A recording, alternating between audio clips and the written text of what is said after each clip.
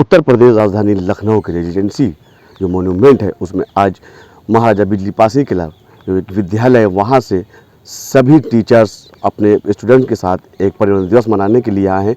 और उसी बीच अमृत महोत्सव का क्या महत्व है हम उनसे बात करेंगे। हमारे बीच मौजूद हैं डॉक्टर प्रोफेसर सनोवर हैदर जी हैं। हम उनसे बात करते हैं कि आखिर अमृत महोत्सव का जो एक उद्देश्य है जो सरकार है इसको किस तरह से मना रही है और उसका क्या महत्व है।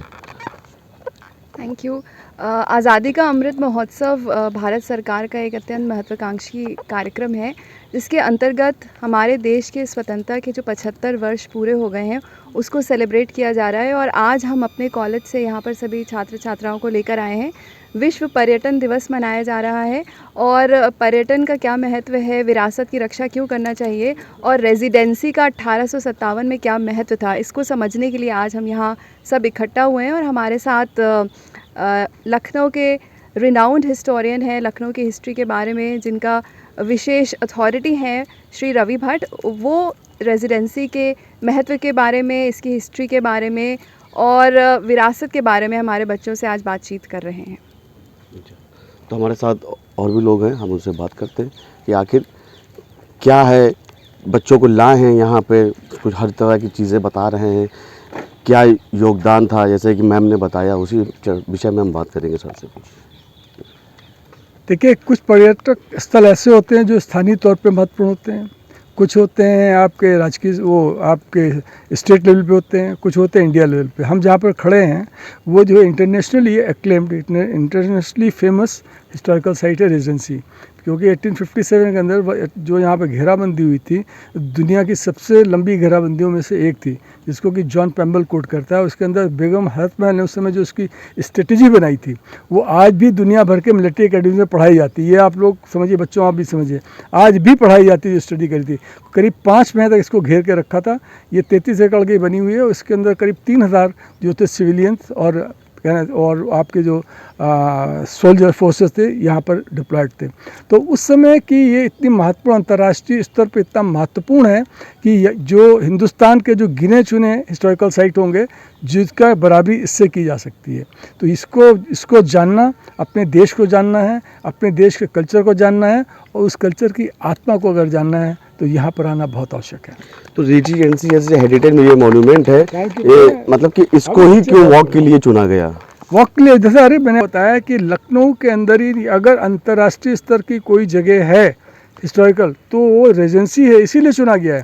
और उसके अलावा जो अमृत महोत्सव जो हो रहा है उसका बेसिक उद्देश्य ये है कि हम अपने जो हमारा पास्ट गौरवशाली, हमारा जो इतिहास है, गौरवशाली जो हमारी परंपराएं हैं, गौरवशाली जो हमारी संस्कृति है, वो हमको पता हो, जिससे कि हमारा आत्मविश्वास बढ़े। तो उस सबसे ज़्यादा आत्मविश्वास बढ़ाने की जगह यही है, क्योंकि यहाँ पर ये वो था कि हिंदुस्तान के अंदर में जब हर तरफ से फ़ौज 1857 में हार रही थी, दिल्ली कैप्चर किया जा चुका था, बाकी जगह पर जो 1857 के अंदर जो क्रांति हुई थी उसके अंदर जो रिवर्सेस मिल रहे थे, नेगेटिव समाचार आ रहे थे, उस समय वो सब दिल्ली से भी भाग के तमाम फौजें यहाँ पर क्रांतिकारी आ गए थे।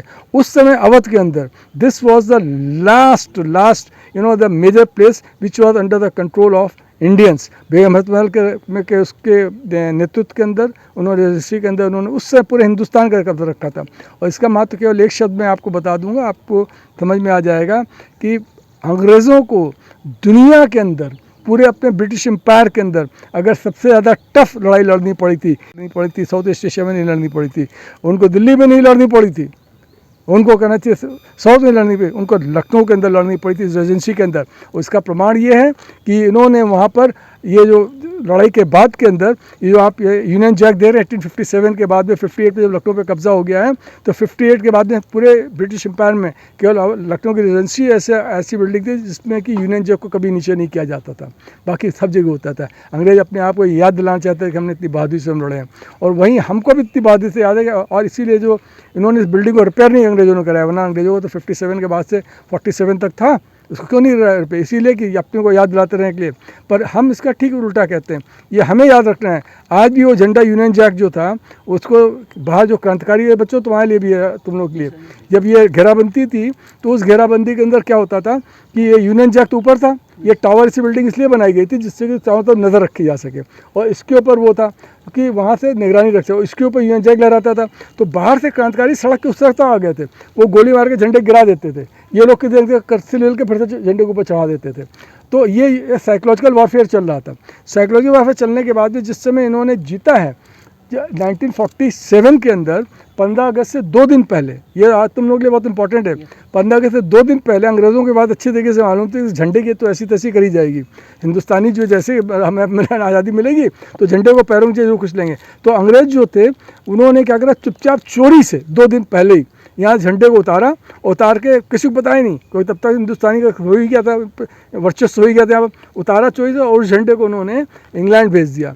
उस झंडे को हर आदमी अपने पास रखना चाहता था, ऐसा कि हम लोग इतनी बातें अंग्रेज सोचते हम बातें लड़ रहे हैं, पर वो झंडा किसी को नहीं दिया गया। और आज भी अगर आप इंग्लैंड जाइएगा, इंग्लैंड के अंदर विंडसर कैसल है, वहाँ जाइए, विंडसर कैसल की लाइब्रेरी में आज भी झंडा रखा हुआ है, यहाँ से जो उतारा गया था। वो अपनी बहादुरी का सबक दिखाते हैं और हम कहते हैं हमारी बहादुरी का सबक था, हमारी बहादुरी जिसके सबने वहाँ पर रखा हुआ है, विंडसर कैसल के अंदर आज भी झंडा रखा हुआ है। तो ये हमारी इस रेजिडेंसी की इंपॉर्टेंट इसलिए हमने चूज़ करी कि यहाँ पर सबसे बहादुर से हिंदुस्तानी पूरे हिंदुस्तान में अगर कहीं पे 1857 में लड़े हैं तो लड़े हैं लखनऊ, और लखनऊ के अंदर लड़े हैं रेजिडेंसी के अंदर। 5 महीने तक कब्जा करके रखा था, 1 जुलाई से शुरू करा था और बेटे 17 नवंबर। ये देखिए मेरे बच्चे, क्या यार तुम लोगों ने तो तबियत खुश कर दी। Anything else?